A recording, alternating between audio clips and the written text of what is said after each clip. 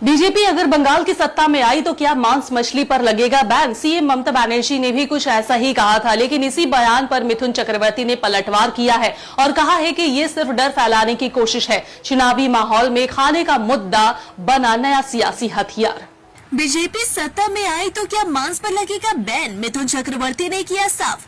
BJP के सत्ता में आने पर मछली और मांस खाने पर रोक लगने के आरोपों को लेकर अब बीजेपी नेता और अभिनेता मिथुन चक्रवर्ती ने खुलकर जवाब दिया है। उन्होंने इन आरोपों को बेबुनियाद बताते हुए कहा कि यह बिल्कुल भी भरोसेमंद बात नहीं है।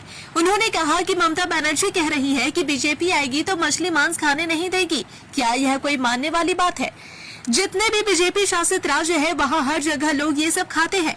मंगलवार को कांधी से बोलते हुए मिथुन चक्रवर्ती ने ममता बनर्जी पर और तीखा हमला बोला। उन्होंने कहा कि वह जो कहना चाहती है उसे घुमा फिरा कर बता रही है। वह कहना चाहती है कि मांस खाने नहीं देंगे, लेकिन एक मांस ऐसा है जिसे सच में नहीं खाने दिया जाएगा, जो हिंदुओं के लिए बहुत पवित्र है।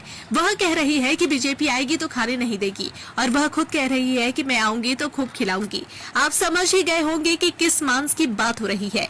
इसी दौरान उन्होंने सवाल भी उठाया कि कभी कभी सोचता हूँ कि क्या वह सच में ब्राह्मण परिवार की हिंदू महिला है। मिथुन चक्रवर्ती ने बीजेपी कार्यकर्ताओं को भी एकजुट रहने का संदेश दिया। उन्होंने कहा कि सभी को एक छत के नीचे आकर वोट करना होगा। बिना वजह किसी से झगड़ा करने की जरूरत नहीं है, लेकिन जैसा व्यवहार मिलेगा वैसा जवाब देना होगा। साथ ही उन्होंने कहा कि बीजेपी के सत्ता में आने पर लोगों को सुरक्षा मिलेगी और महिलाएं सुरक्षित रहेंगी। इसके अलावा उन्होंने बांग्लादेश सीमा के मुद्दे पर भी ममता बनर्जी को घेरा। उनका दावा है कि सीमा पर 400 किलोमीटर सड़क बनाने के लिए जमीन मांगी जा रही है, लेकिन राज्य सरकार जमीन नहीं दे रही। प्रधानमंत्री और गृह मंत्री के कहने के बावजूद जमीन नहीं दी जा रही, क्योंकि ममता बनर्जी चाहती है कि बांग्लादेश से लोग आकर वोट करें और पश्चिम बंगाल को पश्चिम बांग्लादेश बना दिया जाए। इस बयान के बाद राज्य की राजनीति में एक बार फिर से सियासी हलचल तेज हो गई है। किंतु একটা মাংস জরুর খেতে দেব না, সেটা যেটা আমাদের হিন্দুদের কাছে খুবই পবিত্র, সেই মাংসটা না বলেছি। উনি বলছেন এসব খেতে দেবে না, আমি এলে পরে তোদের ভরপুর খাওয়াবো। সেটা কোন মাংস বুঝতে পেরেছেন তো?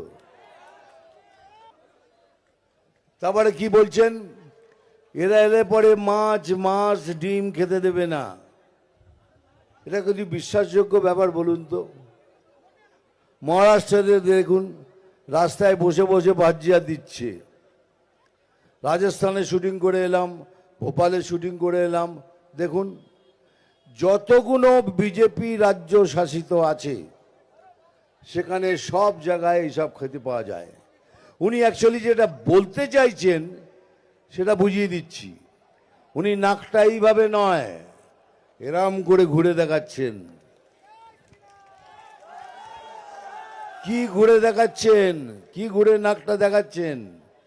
কি আমরা মাছ মাংস খেতে দেবো না, মাছ ফাছ খেতে দেবো না, কিন্তু একটা মাংস জরুর খেতে দেব না, সেটা যেটা আমাদের হিন্দুদের কাছে খুবই পবিত্র, সেই মাংসটা না বলেছি।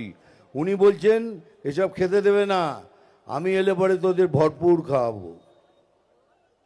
সেটা কোন মাংস বুঝতে পেরেছেন তো? এইটাই হলো ওনার ঘুরিয়ে নাক দেখানো। আমি এলে পরে তোদের, কখনো কখনো ভাবি ইনি কি সত্যি ব্রাহ্মণগড়ের হিন্দু মহিলা?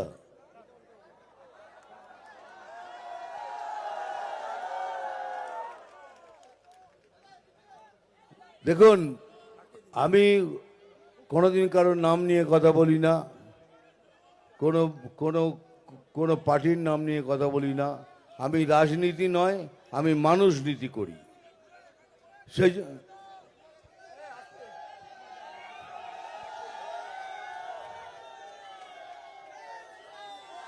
একটা কথা ভালো করে শুনে রেখো, এতগুলো লোক এখানে এসছো, সবাই যেন এক ছাতার নিচে এসে একসাথে ভোট করবে।